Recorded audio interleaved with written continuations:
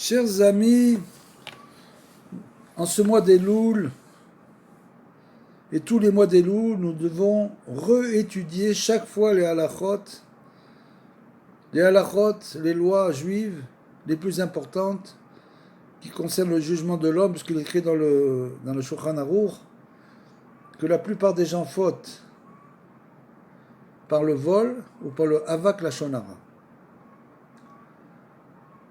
Donc, pour savoir si on se conduit correctement dans les affaires, il faut étudier les lois halachot masa ou matan, les lois des transactions commerciales. Et là-bas, il est écrit qu'après que l'homme, bien sûr, se soit levé le matin, soit allé faire sa prière et fixer des temps d'étude de la Torah, après, donc, il va à ses occupations. V'acharkar, donc, il est à sa cave. V'kol Torah she'en ima melacha sofa betela v'goreret avon ki aniyut ma'virim et adam al da'ato ve'al da'at kono. Donc il va à son travail parce que il est écrit que si la Torah n'est pas associée à un travail, finalement elle sera elle-même annulée. Pourquoi? Et elle entraînera même l'homme à fauter. Parce que la pauvreté, Mavirin et Adam, ça veut dire la pauvreté entraîne l'homme à ne plus voir clair dans la vie. Donc il va tomber dans la faute, et va l'éloigner de Hachem. Vemi sheyeshlo emuno umanut davar tovu. Et celui qui a un métier dans la vie, c'est une bonne chose. D'apprendre un métier, c'est toujours une très bonne chose. Ça sauvera l'homme dans bien des situations, parce que lui-même ignore comment se déroulera sa vie. Donc le sage en pensait pour nous, si tu as un métier, c'est une bonne chose. Et c'est comme ça que les sages ont dit dans la Masechet Kiddushin Chaptet, Shechayav Adam lilmod, lelamed et beno, umanut, vechol she'eno melamed umanut, keilu melamdo listot. Que chaque homme est obligé d'apprendre un métier à son fils, parce que tout celui qui n'apprend pas de métier à son fils, qui le laisse sans métier, va l'entraîner à dévier du droit chemin. Et kamatoin basé l'omar chez Amoanout ou davar chez Bizayon. Nous étudions ici les lois en profondeur du Shulchan Aruch, c'est-à-dire du Aruch HaShulchan. Aruch HaShulchan, c'est pas un résumé, c'est pas un kitsour. C'est le Shulchan Aruch qui est arrangé d'une manière différente, plus facile à lire, mais bien sûr, c'est un travail en profondeur. Donc là, ces lois sont les lois du Shulchan Aruch. Des choses que vous n'avez jamais entendues. Kamatoin, combien de gens se trompent? Basé, l'eau marché à Oumanut ou d'avar chez le Bizayon, en disant que enseigner un métier à son fils, c'est la perte de temps. Ça ne lui servira à rien. Share kama tanaim ve'amoraim shayu ba'alei melachot. Puisqu'on le sait dans la Gemara, on le voit bien, que les Tanaïm et les Amoraïm avaient tous un métier. Il y en a un qui était forgeron, l'autre qui était nagar, qui était menuisier, etc. C'est-à-dire qu'ils avaient tous un métier. Ve'aïta bemidrash, Rabba, Bereshit, Chaviva'i amelacha, misrut avot, chez Zchut Avot, Itzila. Donc, Chaviva'i amelacha, Zchut Avot, comme on l'a dit, combien le travail est important à nos yeux, par le mérite de nos pères, Zchut Avot, Itzila Mamon ou Melacha, grâce au mérite de nos pères, on a réussi à sauver de l'argent et du travail, Itzila Nefashot et même des âmes. Chez Nehemar, comme c'est écrit dans Bereshit, Loulé Eloki Avi Avraham, Vechulu ki ata Rekam shalartani et anii, vet igia kapai, re'e Elokim yochiar emesh. C'est au moment où Yaakov s'est enfui de chez Lavan, et donc il lui dit, tout d'abord, ces 20 ans-là que j'ai été dans ta maison, je t'ai servi 14 ans pour les 2 filles, et 6 pour ton troupeau. Tu as changé mon salaire 10 fois. Et bien sûr, là, il est écrit donc, ce qu'on vient de lire, si Elohim, mon père, le Dieu d'Abraham et la frayeur de Yitzhak n'était pour moi, maintenant tu me renverrais à vide, sans rien du tout. Elohim a vu ma pauvreté et la labeur de mes mains, il a jugé la nuit dernière. Donc à cause de cela, Lavan n'a pas pu tuer Yaakov. Shelo Argou Lavan, le Yaakov, Be Kamobo, et donc il n'a pas pu lui faire de mal. Ou Ma'alat Gdola'i, puisqu'il avait travaillé chez lui, bien sûr, de nombreuses années, comme on l'a expliqué. Donc à cause de ça, il a profité de son travail. Donc finalement, il n'a pas pu lui faire du mal. Comme c'est écrit que dès qu'une personne profite d'une autre, en général, elle ne peut pas lui faire du mal. Il y a des cas particuliers. כלומר שלא הרגו לבן ויעקב ופגמו בו, ומעלה גדולה היא למי שמתפרנס ממעשה ידיו, et c'est donc un niveau élevé pour celui qui vit de son travail. Ça veut dire quoi? Ça veut dire qu'il ne demande aucune tzedaka, bien sûr. On va l'expliquer un peu plus loin. Tout vient de son travail. Chez Nehemar, comme il est écrit dans les Teilim, Igia kapav, kapecha kitochal. Ashrecha vetov lecha, ashrecha beolam hazeh, vetov lecha beolam haba, she kulotov, comme c'est écrit, c'est bien connu. Teilim kufrafchet, bet, là-bas c'est écrit. Donc, tu vis à la sueur de ton front, de tes mains, du travail de tes mains, et grâce à ça, grande sera ta part, et heureux seras-tu dans ce monde-ci et dans l'autre monde qui n'est que bon.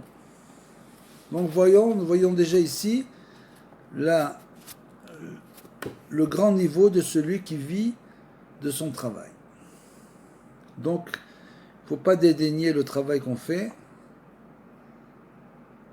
et il faut surtout essayer de le faire le mieux possible.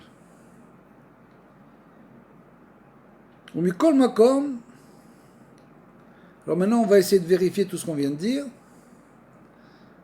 rentrer un petit peu dans les détails. Mikol makom, lo yase melachto ikar vetorato arai. Aïe. Ça fait mal. Là-bas, il est écrit, tu ne feras pas de ton travail l'essentiel, malgré tout, malgré le fait qu'il te fasse vivre avec le travail de nos mains, tu ne dois pas faire de ton travail l'essentiel et l'étude de la Torah secondaire. Il faut remettre les choses en ordre. Puisque aujourd'hui, nous sommes dans des générations où le travail est pratiquement devenu une avodah zara. C'est-à-dire des gens qui travaillent du matin au soir sans s'arrêter, qui ne prennent pas de vacances, rien, ils ne s'arrêtent jamais. Ils ne savent même pas pourquoi ils travaillent. Ils n'ont aucune idée, ils ne se sont pas arrêtés 2 minutes pour réfléchir, essayer d'arranger la vie comme on doit l'arranger selon la Torah. Comment on peut y arriver? En priant. Tout simplement en priant Hachem qui nous aide à arranger notre vie selon les règles de la Torah. Et les règles de la Torah, c'est Lo yase melarto ikar, le travail n'est pas l'essentiel, mais l'étude de la Torah avec Torah Toharai, et ne pas faire de la Torah une chose secondaire, provisoire. Et là, il y a assez Torato Keva ou melarto Arai. Il faut donc remettre les choses en ordre. Il doit faire de sa Torah l'essentiel, et son métier, c'est pour manger. Vous me direz, mais alors comment on fait pour vivre? C'est difficile de vivre dans ces conditions. Parce que ce qu'il faut qu'on comprenne, c'est que de toute façon, l'argent qu'on doit recevoir, on le recevra. Exactement, qu'on travaille comme ça ou plus, qu'on ne travaille pas du tout, ça bien sûr c'est interdit, on l'a vu, on ne doit pas vivre avec la tzedaka. On ne doit pas vivre du travail des autres, c'est-à-dire, il n'y a que le très grand sadikim, on va le voir, qui ont été à un très haut niveau, ceux-là, ils avaient plus aucune ta'avot, ils n'avaient plus aucun désir de ce monde. Donc tout ce qu'ils prenaient, tout ce qu'on leur donnait, ça se transformait en bien. Ils n'avaient pas besoin de travailler parce qu'ils étaient constamment dans l'étude de la Torah à un très haut niveau. Mais pour des gens comme nous, comment essayer de gérer notre vie? C'est tout simplement le fait de savoir que ce qu'on doit recevoir, on le reçoit. Ça, c'est décider à Rosh Hashanah ce qu'on doit recevoir pour l'année, la somme qu'on doit recevoir, on va le recevoir. Il n'y a pas d'histoire. Hachem ne peut pas nous enlever ce qu'on doit recevoir. Maintenant, si on fait beaucoup de grandes mitzvot, on peut avoir plus, et si on fait des avérotes, on aura moins. C'est très simple. Et donc, on va être obligé de travailler plus. Donc, il faut essayer d'être droit, de faire le moins d'avérotes possible, pour essayer d'avoir une parnassa, de faire du chesed aussi. Une parnassa normale, sans être obligé de travailler trop.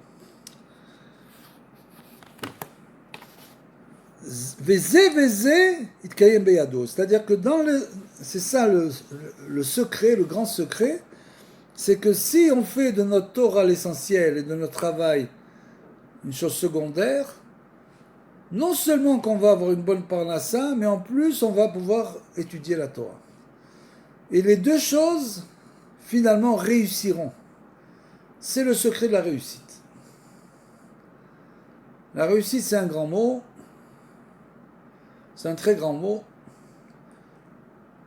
On est aujourd'hui dans le monde, malheureusement, tombé dans le monde des saves, le monde de la réussite matérielle.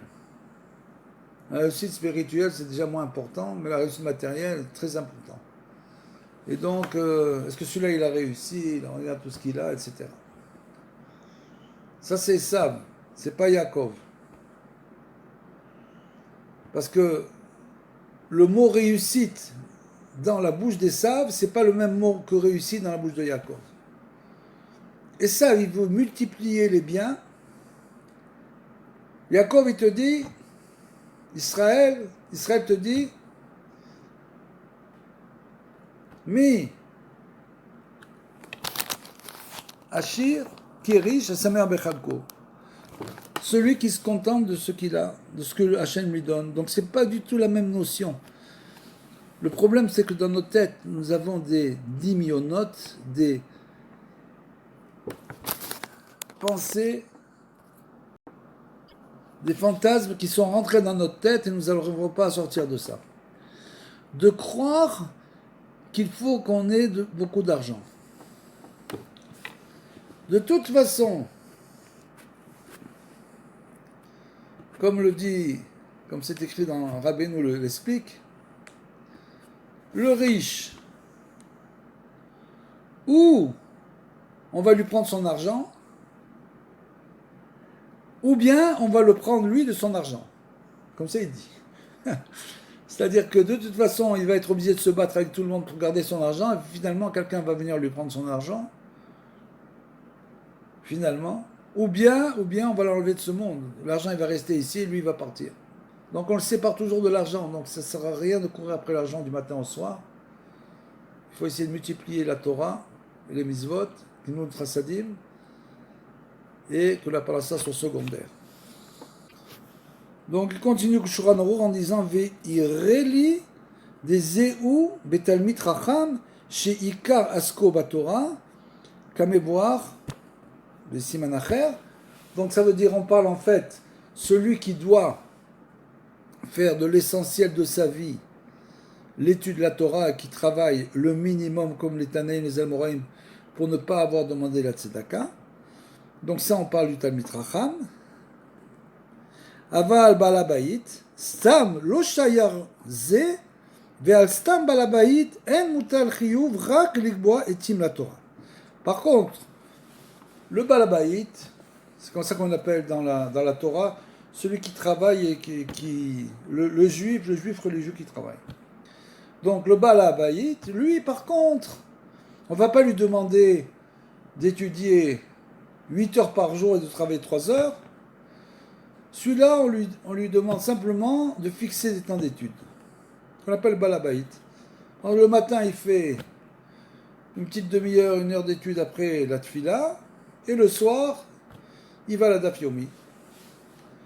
Parce qu'il faut étudier le jour et la nuit. Donc, il arrive comme ça à être clair. On regarde la halacha, c'est le Balabait. En mutar chiyuv, rak lebo etim la Torah. Ve'otam shoalim, bayom adin, kavata etim la Torah. Et bien sûr, parce qu'on lui posera la question, c'est une des questions, des 5 questions qu'on pose à l'homme quand il va dans notre monde. La première, c'est est-ce que tu as fixé des temps d'études? Fixer, ça veut dire fixe. Trouver un seder qui soit fixe.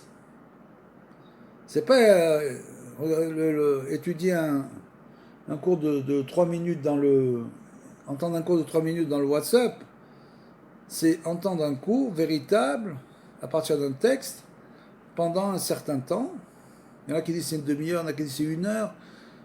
Un certain temps, donc c'est fixer des temps d'études. Et si tu as fixé des temps, donc c'est une des questions.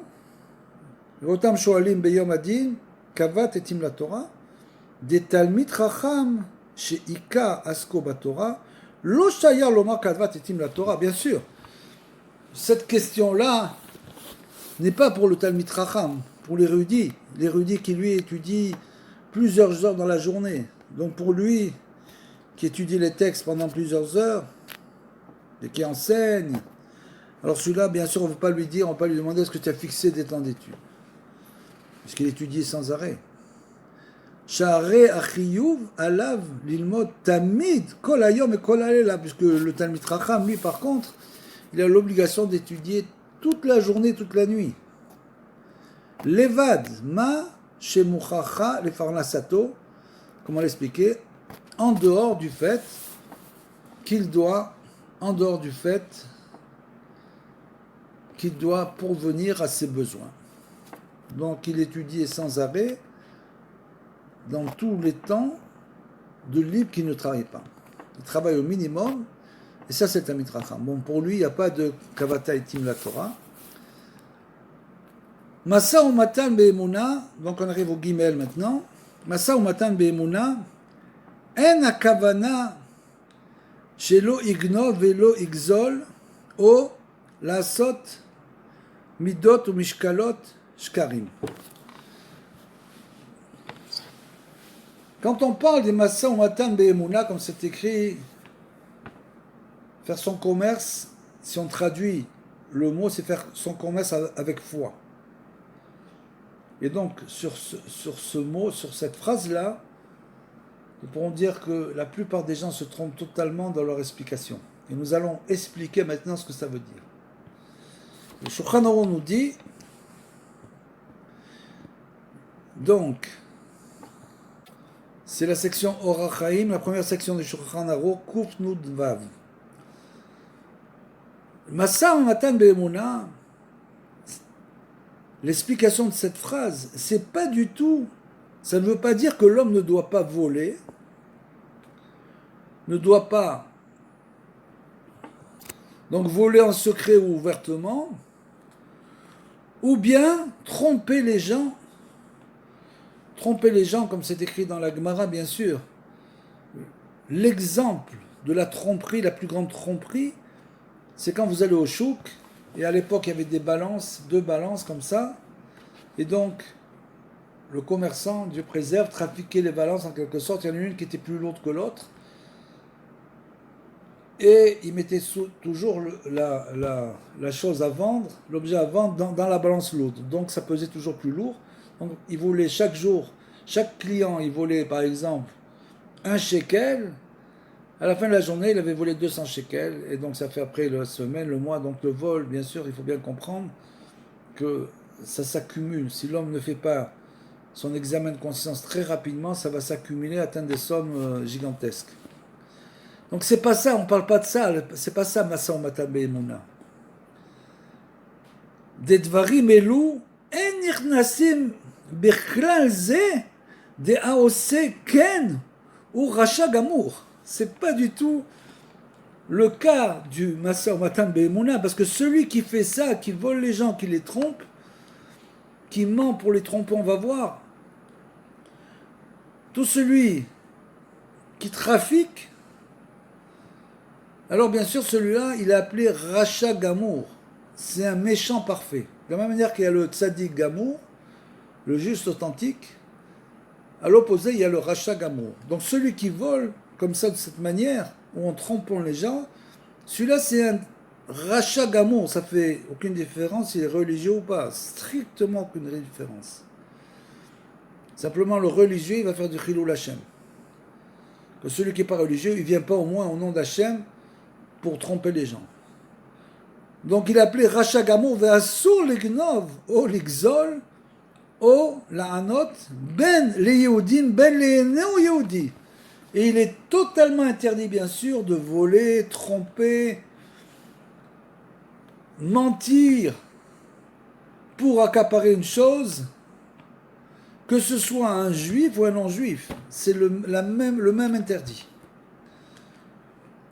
Umin Torah Ovrim Belav Al Gneva ou Gzela Eno Yehudi. Et il faut bien comprendre que de la Torah, on transgresse un interdit quand on vole un non-juif. Il est totalement interdit de voler un non-juif.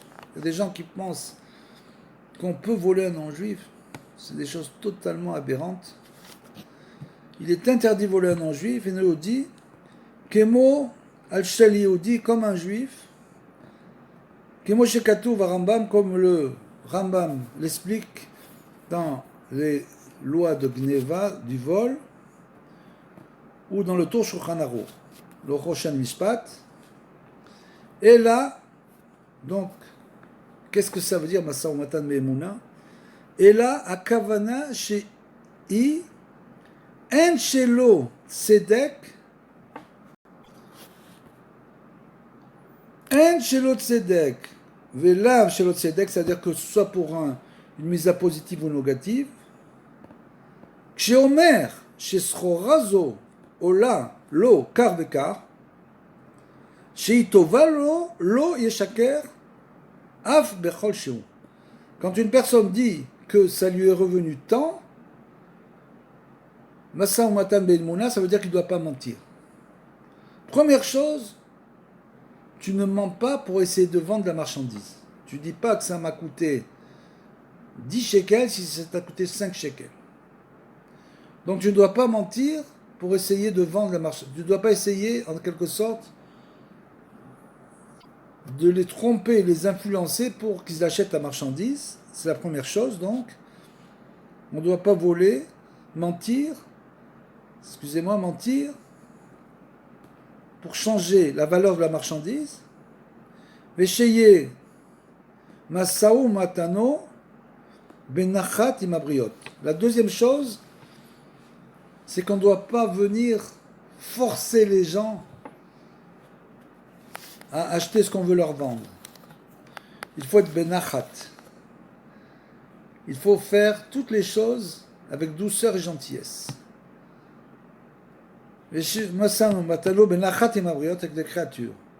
Vediburo benachat. Il doit parler aussi avec douceur, comme les gens qui crient pour essayer de vendre une marchandise.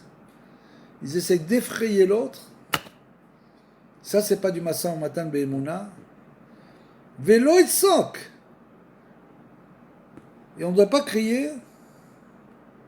Velo yachev velo rikos. Donc, en aucun cas, prendre des attitudes violentes, en quelque sorte, pour essayer de convaincre l'autre. Vesof adavar shegam srora oler beshem tov ou parnasato mezimonetlo. Et donc, si l'homme fait cela, alors à ce moment-là,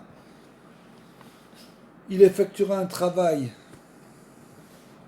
avec ce qu'il vend, et finalement ça lui donnera un bon nom à lui et à sa marchandise, et il aura bien sûr une parnassa normale, ve'akol ma'minimlo, et finalement tous les gens auront confiance en lui en disant celui-là c'est pas un voleur.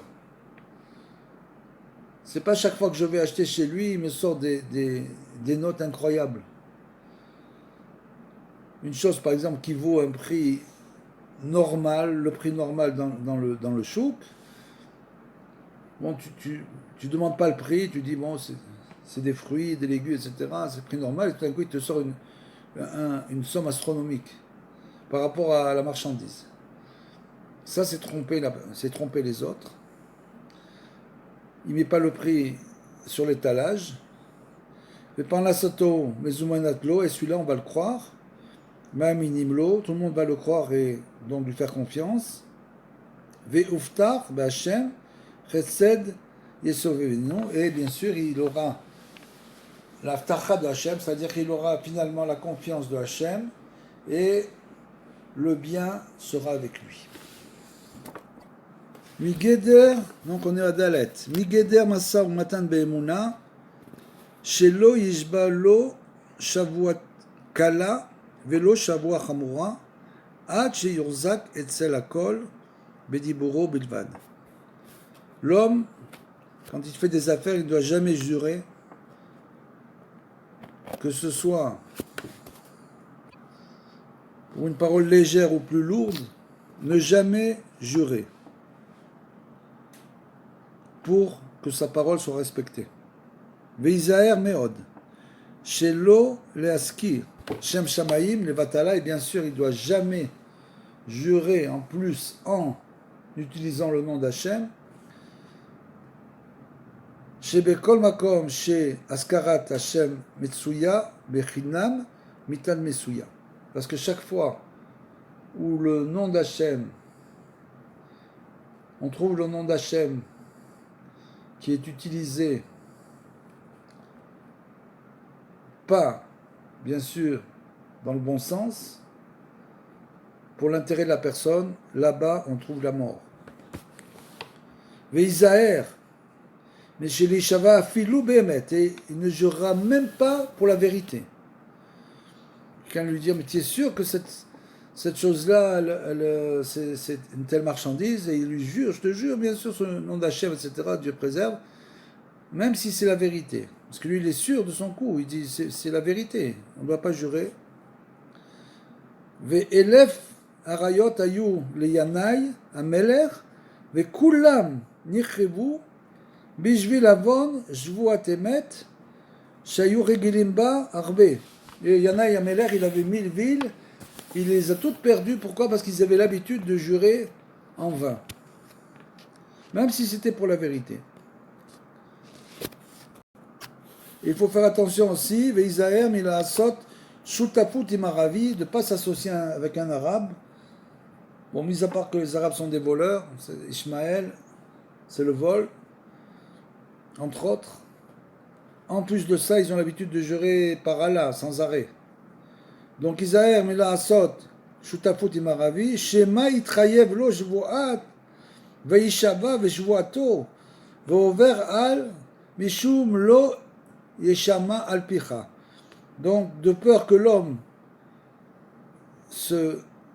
s'oblige en quelque sorte à cause d'un serment qu'il a fait, et après, il sera chayav, bien sûr, il se mettra dans une situation difficile. Comme c'est écrit dans la paracha de Shemot, Ishma al Picha, Chav Gimel Yud Gimel, là-bas c'est écrit dans la paracha de Mishpatim, attachez-vous scrupuleusement à tout ce que je vous ai prescrit, ne mentionnez jamais le nom de divinité étrangère, que l'on n'entende point dans ta bouche.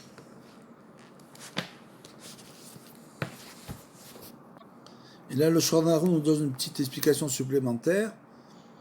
Et il nous dit Veyesh mekilim bazeh, mipnei she'en nishba'im be kochavim aujourd'hui, ils ne jurent plus sur les étoiles, etc., sur les as, c'est pas de la Vodazara en quelque sorte. Ki kabaltan la asot shamaim vaaretz, et là, Léosé shamaim vaaretz, et là, ils veulent dire que c'est le créateur du monde, ils jurent sur le créateur du monde qui a fait le ciel et la terre. Chez Mishtatfim, Shem Shamaim, Bedavar Acher,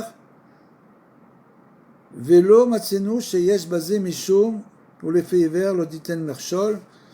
Donc, ils utilisent souvent le nom en quelque sorte, de Hachem, ce qu'ils appellent Hachem pour eux,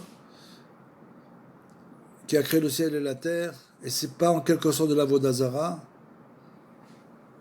C'est d'ailleurs une des raisons pour lesquelles on peut rentrer dans une mosquée, puisqu'il n'y a pas de statue, il n'y a rien, alors qu'on ne peut pas entrer dans une église. Et donc, l'effet Even Otirten Michol, c'est pour ça qu'il est écrit que ce n'est pas considéré comme mettre un obstacle devant l'aveugle. Share Enam Mezoharim Al Ashitouf, les gabèches voient, parce qu'en quelque sorte, eux, ils ne sont pas. Non, ils peuvent jurer.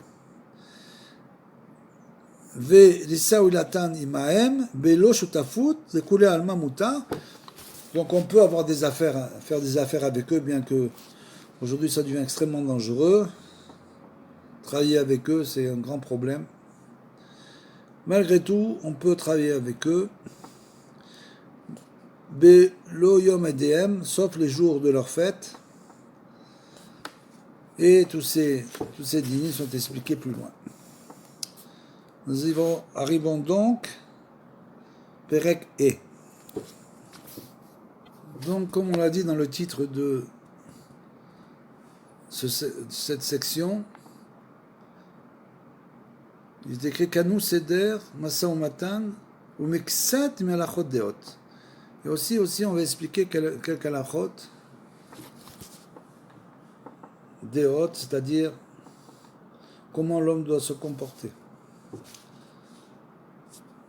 Deot Bene Adam, ou Midotehem Shonot Zemize. Les opinions de chacun et leurs traits de caractère sont différents. Chacun a ses opinions, chacun a ses traits de caractère. Yesh Misheu Ragzan ve Yesh Misheu Rach Alev. Il y a un homme qui est coléreux et l'autre il est plus doux. Yesh Baal Gava ve Yesh Shedato Shfela. Il y a l'orgueilleux et l'homme humble. Yesh Arzari ve Yesh Rachman. Il y a celui qui est cruel et l'autre miséricordieux. Veyesh Chili, Veyesh Pazran. Il y a celui qui est avare et celui qui est très dépensier. L'aderer Ayashar Yeshara, la Choz Bemidat a Emsa'i qui Aksavot Lotovot. Et toujours il faut se rapprocher, on l'a expliqué dans notre très nombreuse fois, du milieu, toujours du milieu, parce que les extrémités sont toujours nuisibles. Rak Begava, la seule mida où on peut, comme c'est écrit que Moshe était le plus un de tous les hommes, la seule mida sur laquelle on peut exagérer, c'est l'humilité. Pourquoi? Rak Agava Raoui, Litrachek Adakatse Acharon. Il faut s'écarter totalement de l'orgueil. C'est une chose extrêmement difficile à faire et qui est malheureusement très répandue. Il faut donc s'écarter totalement de l'orgueil, se faire appeler par des dénominatifs qu'on n'a pas du tout mérité.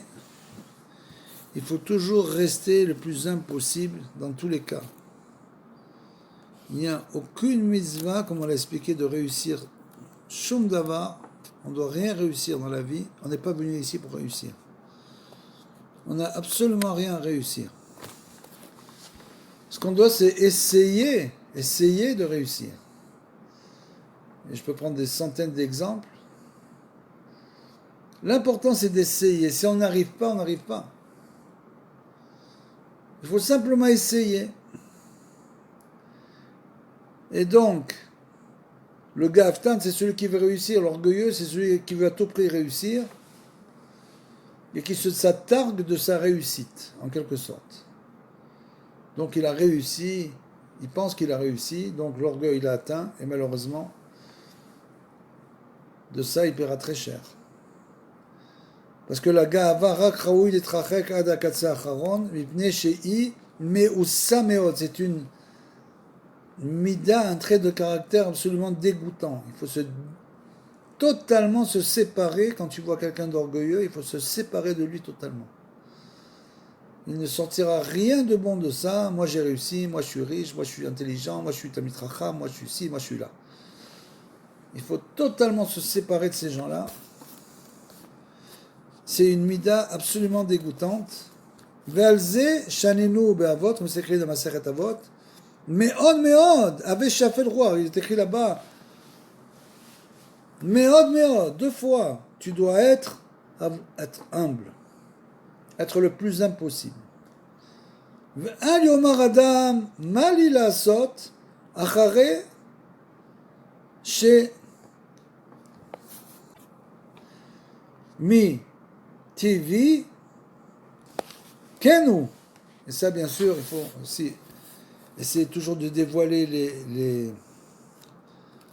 les ramaouillottes des gens, c'est-à-dire que les gens essayent de nous tromper sans arrêt sur eux-mêmes, en parlant d'eux-mêmes, en disant par exemple, si on dit mais ce que tu dis là, c'est des paroles d'orgueilleux. Comment tu fais pour parler comme ça? Alors il va dire mais qu'est-ce que je peux y faire? C'est comme ça que j'ai été créé.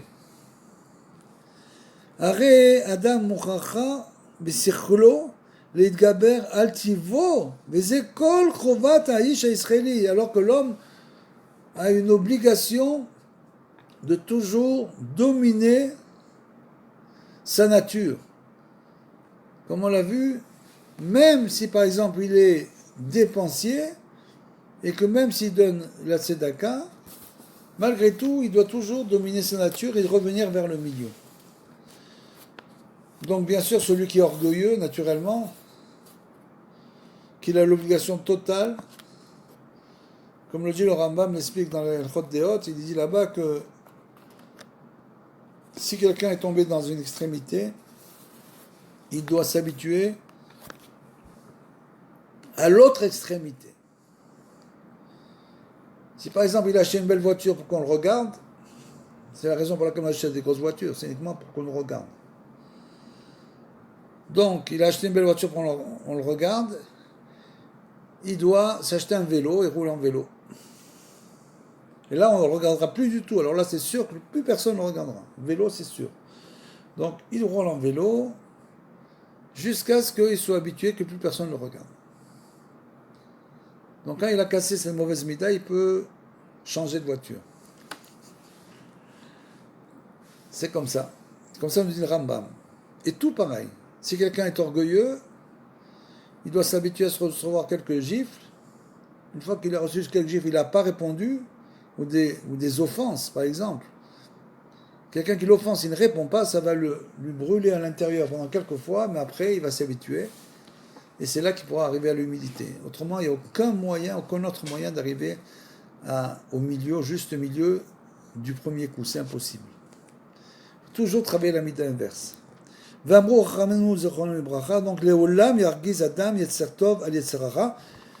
un homme doit toujours faire que son bon penchant domine le mauvais tout le temps. Il doit tout le temps se remettre en question. On dit là, j'ai pas été bien, là, j'ai pas bien parlé, là, j'étais orgueilleux, là, je me suis fait appeler comme ça, on m'a appelé comme ça, on m'a dit ça, et j'ai rien dit. J'ai rien dit. Alors, bien sûr, l'orgueil, comme ça, il rentre. Donc, Argiz Adam Yetzer Tov Yetzer Hara. Et on doit aller dans les voies d'Hachem, c'est ça. C'est quoi les voies d'Hachem? Ma'ou rachum afatarachum. Comme il est miséricordieux, toi tu es miséricordieux. Parce que, on l'a bien dit, Hachem, on ne peut pas le connaître, on ne peut pas le voir, on ne l'entend pas. Donc, ce qu'on peut essayer, c'est de se rapprocher de ces traits de caractère, entre guillemets, d'après ce qui est écrit dans la Torah. Donc, il est écrit dans la Torah que Hachem ou rachum, il est miséricordieux. Donc, toi, tu dois être miséricordieux. Ma'ou chanoun afatachanoun. Comme il est longanime, c'est-à-dire qu'il est patient, etc., tu dois être aussi la même chose. Veyargil, tivo, les derer à Torah ou mitzvot, et un homme doit s'habituer à aller toujours dans le sens de la Torah et des mitzvot, bien sûr, sans aucun intérêt.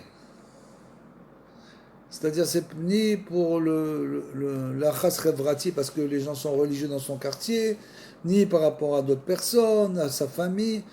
Un homme doit s'habituer toujours à aller dans ce derrière-là de la Torah et des mitzvot pour lui-même, pour se rapprocher d'Hachem. Yarbe beshtika, c'est-à-dire qu'il doit apprendre à ne pas répondre, à se taire. Ça lui évite beaucoup de la shonara.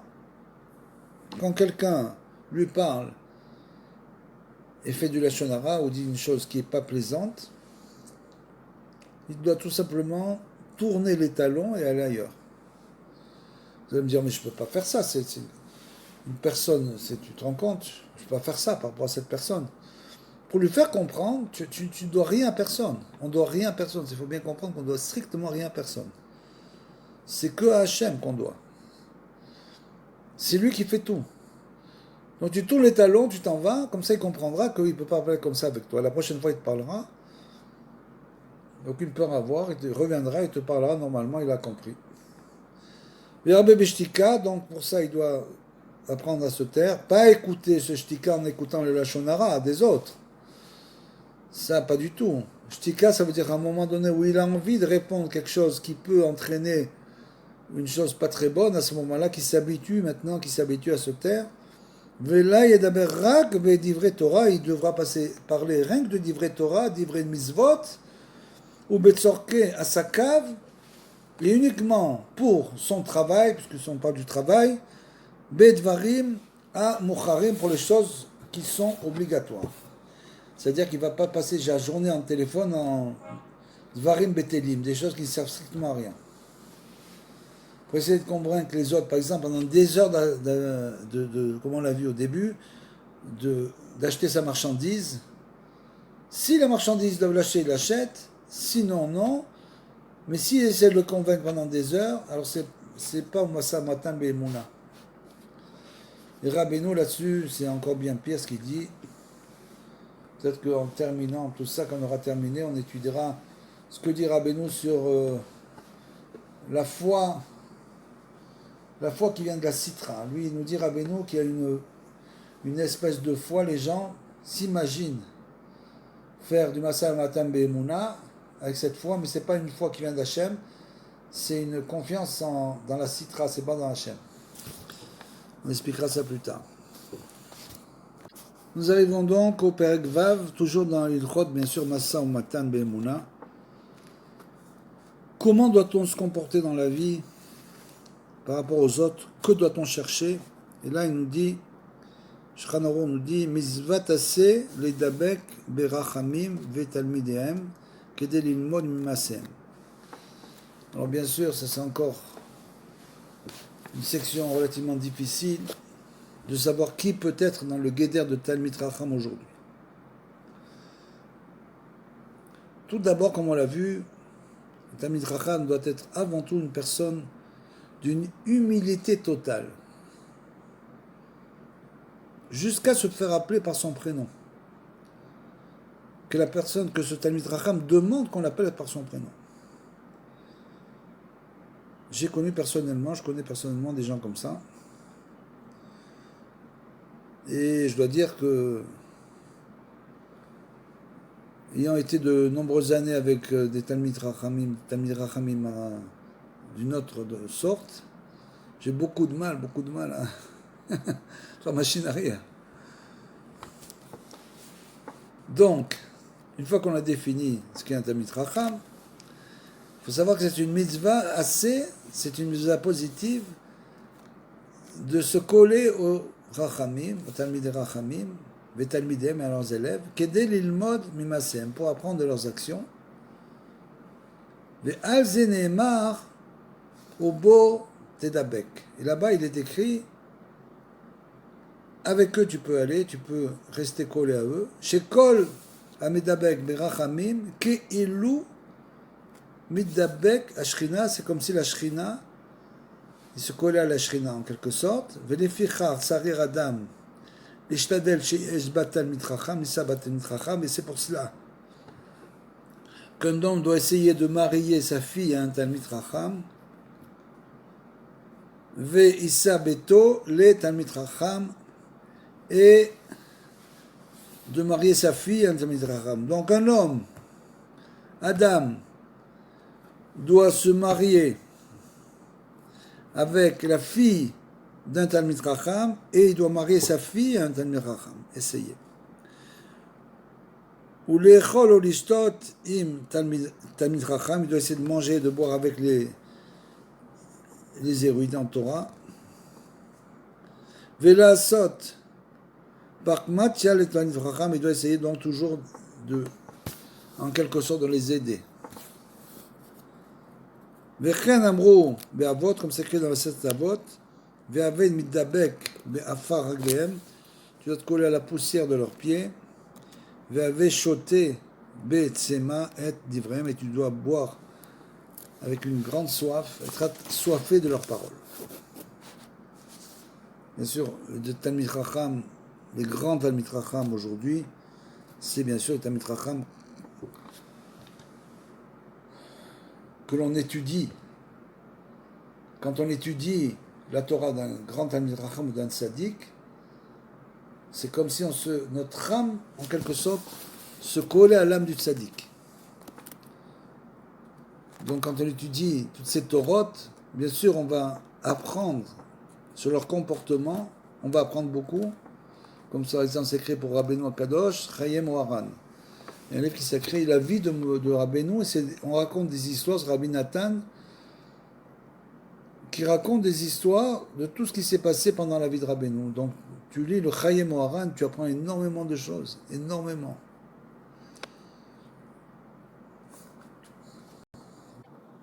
Nous continuons donc, nous sommes au Perek Zayin. Ce qui est important de noter, c'est que dans le Halachot Masa ou Matan Be'emuna du Shulchan Aruch, il inclut dans ces halachot, bien sûr, un aspect comportemental de l'être humain. C'est-à-dire que c'est pas uniquement, comme on l'a vu au début, uniquement le fait de ne pas voler son prochain, c'est bien sûr que c'est pas ça du tout, ou de le tromper, c'est pas ça du tout non plus. On l'a vu que, en fait, Masa ou Matan Be'emuna, c'est les relations entre les êtres humains. Puisque l'essentiel des problèmes, bien sûr, proviennent de cela. Proviennent de l'argent, du kavod, etc. Donc c'est un apprentissage comportemental avec notre prochain qui doit nous amener à avoir une relation normale avec lui, même quand on fait des affaires. Et donc ici, il continue dans le Zayin, mitzvat le'ov et kol echad misraël. Il y a une mitzvah d'aimer chaque individu du peuple d'Israël, kegoufo, comme son corps même. Sheneema ve'ahavta l'eracha kamocha, comme il est écrit, tu aimeras ton prochain comme toi-même. Lefichar tsarir lesaper beshifcho ve'lechus al mamono. Et c'est pour ça qu'il faudra toujours parler en bien de notre prochain et faire attention à son argent à lui. Ça veut dire quoi? Ça veut dire ne pas lui prendre son argent par ruse. On l'a vu, c'est ça le Masa Matan Be'emuna. C'est un homme qui utilise certaines forces corporelles ou de nefesh pour tromper l'autre, pour lui prendre son argent. Donc la Chul Samamono, ça veut dire qu'on doit faire attention de ne pas le tromper et de faire en quelque sorte que comme son argent à lui, c'est comme si c'était notre argent. Kemo sherotse bekavod atzmo vechas al mamon atzmo, de la même manière qu'un homme fait très attention à son kavod et à son argent, De la même manière, il doit faire pour l'autre.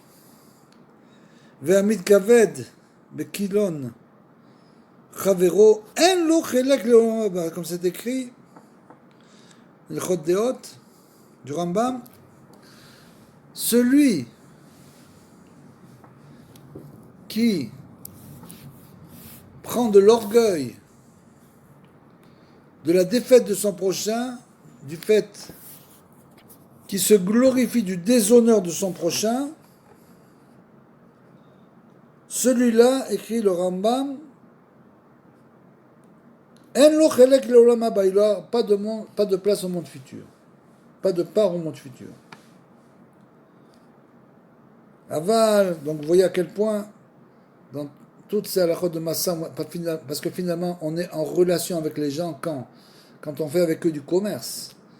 Dès l'instant où on ne fait pas de commerce avec eux, c'est par exemple un voisin de la Beth Knesset, ou bien quelqu'un avec qui il étudie, ou bien une autre personne, etc., un invité, il n'y a aucun commerce, les gens on les voit, on parle avec eux, et après, merci, au revoir. Par contre, quelqu'un qui fait du commerce, c'est une autre histoire, il a une redevance en quelque sorte. Donc celui-là, il doit faire très attention dans ses relations avec les autres. Et donc celui qui s'honorifie du déshonneur de son prochain, celui-là, il n'a pas de droit, il n'a pas de chelek olam haba, il n'a pas de part au monde futur. Aval en akavana sheyavo venafsho ou lechalok imo mamono. C'est-à-dire, là il explique. L'intention, c'est pas de dire qu'il doit aimer une personne plus que son âme, tous les gens du peuple d'Israël, et il doit partager son argent avec tout le monde. C'est pas ça. Share l'octive, benyan ze klal, des arkar active, c'est pas écrit comme ça. Qu'est-ce qui est écrit? Etzel alovim, de lot rechil, velo tisna, velo takum, velo titor. C'est au sujet du prêteur, celui qui a emprunté de l'argent à une personne, de faire très attention, comme on l'a dit, les relations avec argent lient les gens entre eux. Donc c'est quoi l'histoire? Si tu ne vas pas après faire de la mauvaise langue, colporter des ragots sur ce prêteur, tu ne vas pas le détester et tu ne vas pas te venger de lui, bien sûr.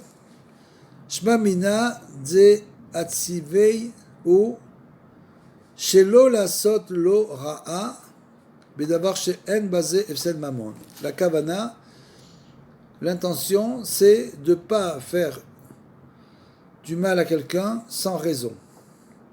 C'est-à-dire que quand il n'y a pas un efsed mamon, c'est-à-dire qu'il n'y a pas une perte d'argent. Donc sans raison, tu ne vas pas critiquer une personne parce que par exemple tu lui dois de l'argent. Ou bien il ne m'a pas prêté, il est comme ça, il est comme ci. Faire très attention à ça. Ve'adam racha she'eno mekabel tochachot mizvat lisnoto. Et en plus, il faut savoir que ce qu'on appelle un rachat, un homme mauvais, c'est un homme qui ne reçoit pas les remontrances. C'est-à-dire, il est très orgueilleux, il pense qu'il a raison dans toutes les situations. Souvent, malheureusement, c'est des gens qui réussissent dans les affaires. Donc ces gens-là qui réussissent dans les affaires restent sur leur position du fait de l'argent qu'ils ont, dédaignent les autres, pensent toujours qu'ils sont au-dessus des autres, et surtout, il ne reçoit jamais aucune remontrance. Dès que tu lui dis un seul mot, tu vas le vexer. Tout de suite, il se vexe. La vexation, c'est le signe de l'orgueil. Si une personne se vexe pour un rien, ça veut dire qu'elle est très orgueilleuse. Et si elle se vexe un petit peu moins pour une chose plus importante, ça veut dire qu'elle est encore orgueilleuse. Il est totalement interdit de se vexer. Si on reçoit une tochacha et qu'elle est injustifiée, alors il faut simplement séparer la personne. Vous lui dire, si tu me parles comme ça, j'ai plus rien à te dire.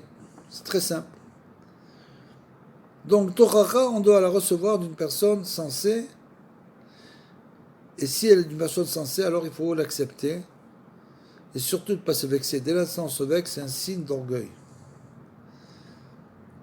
Ve Alav Amar David, et justement David Ameler, lui, c'est lui qui nous dit tout ça, comme c'est écrit dans Télim Kouflametet Chaf Aleph. Et là-bas, il est écrit donc, je vous lis un petit peu avant ça. Et là,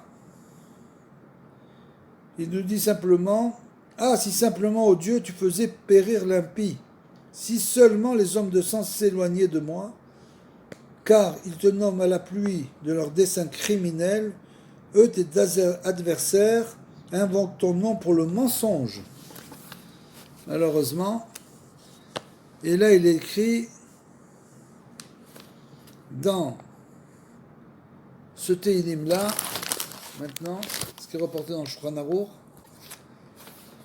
Allo, Mesanecha Hashem, Esna, ou Bi Komemecha Itkoteta.